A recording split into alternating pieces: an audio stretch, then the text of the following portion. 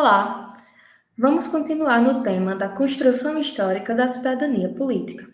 Nós observamos que houve um grande processo histórico até que chegássemos à proclamação da República em 1889, e agora nós vamos conversar sobre essa proclamação da República até a época atual.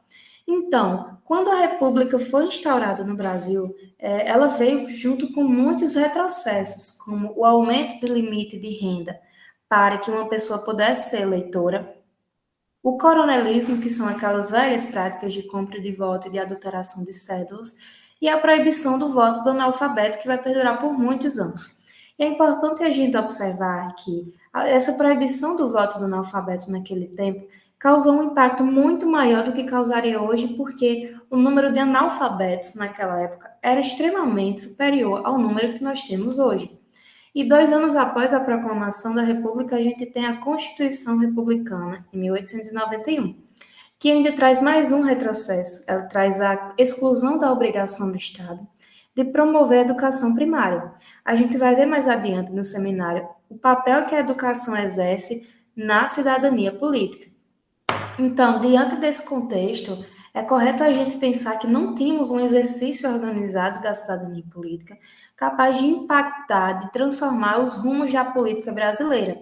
Mas é importante destacar que a sociedade estava começando a despertar um olhar de que o papel do Estado deveria ser proteger os direitos do cidadão.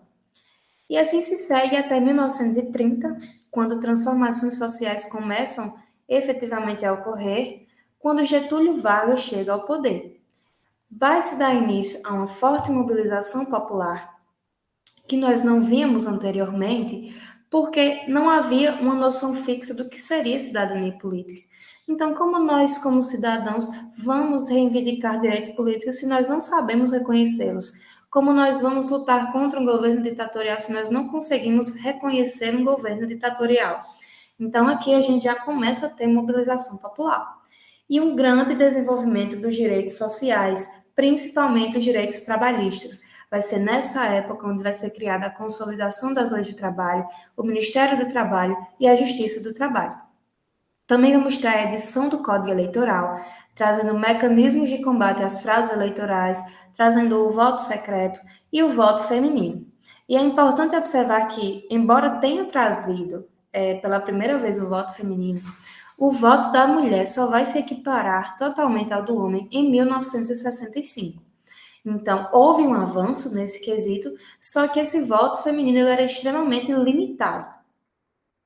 E em 1937, acontece o golpe de Vargas, quando ele se aproveita dos conflitos que estavam acontecendo no mundo, por exemplo, a eclosão da Segunda Guerra Mundial, para instaurar o seu golpe.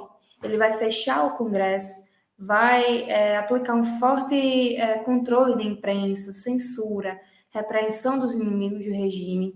Isso vai causar um grande impacto na cidadania política. Porque se nós já entendemos que a cidadania política possibilita a participação efetiva na sociedade e no nosso governo, quando nós somos repreendidos por sermos contra o governo, quando há um controle de imprensa, quando o governo controla o que podemos ou não ter acesso na mídia, estamos indo totalmente contra o conceito de cidadania política.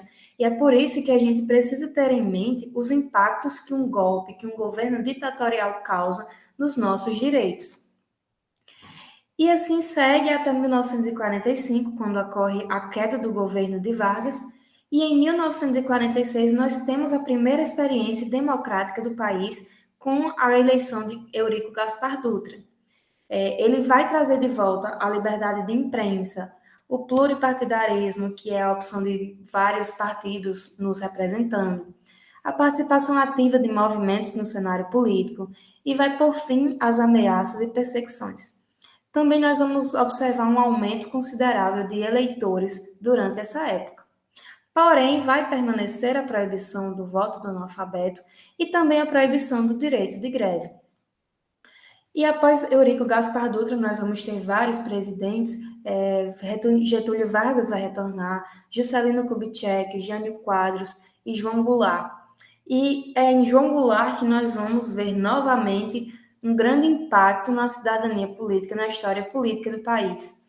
porque João Goulart começa a tomar algumas decisões no seu mandato que vão ser consideradas uma tentativa de instauração do comunismo pela direita do país, o que vai fazer com que os militares instaurem um golpe militar em 1964. E é aqui onde a gente vai observar a época mais precária dos direitos civis e políticos do Brasil. Em 1966, o general Costa e Silva chega ao poder e inicia a criação dos atos institucionais.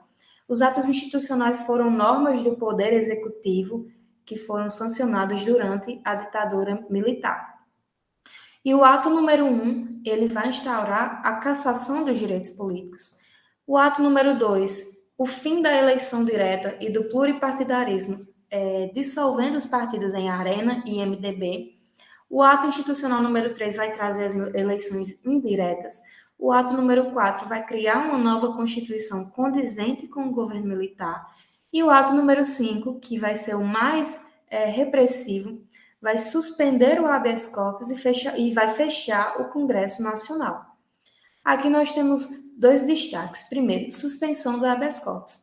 O habeas corpus é um instrumento que visa combater ou prevenir uma prisão ilegal ou uma prisão por abuso de poder.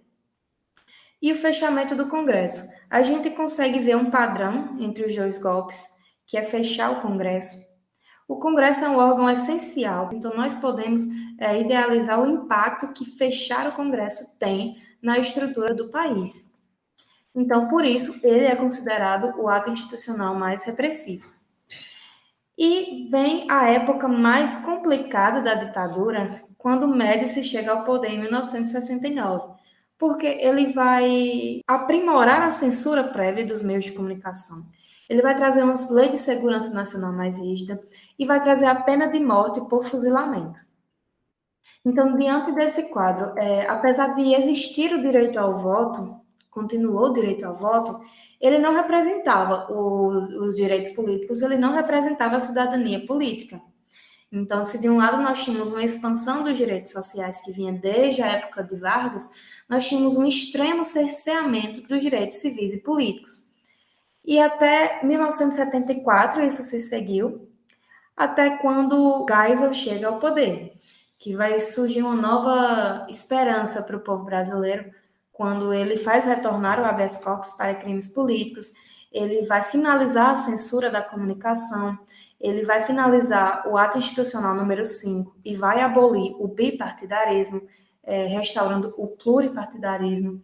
E é nessa época onde os militares vão parar de indicar candidatos à presidência, que é quando Tancredo Neves vai ser eleito em 1985, porém vai falecer no dia da sua posse, sendo seu sucessor José Sarney. E é aqui que nós começamos a ver fortes reivindicações em movimentos populares, como o movimento dos operários e o Diretas Já, que todos nós já estudamos no ensino médio, que reuniu mais de 1,5 milhão de pessoas nas ruas lutando pela volta das eleições diretas. E finalmente chegamos a 1988, onde a nossa Constituição Cidadã surge, trazendo no seu artigo 14 que a soberania popular será exercida pelo sufrágio universal e pelo voto direto e secreto, com valor igual para todos. O que significa sufrágio universal? Significa que o cidadão, independente de gênero, independente de raça, independente de renda, vai ter seus direitos políticos assegurados de forma igualitária. E a preocupação central da Constituição vai ser os direitos dos cidadãos.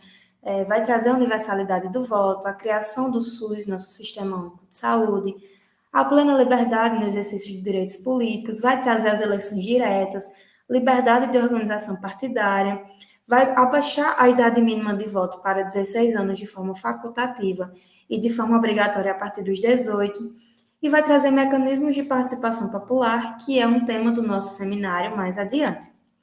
E é importante a gente destacar que todos esses direitos até então conquistados, eles estão somente no plano teórico, e cabe a nós, como cidadãos, trazer desse plano teórico para o plano prático, para que nós possamos exercer da forma mais ampla possível a cidadania política.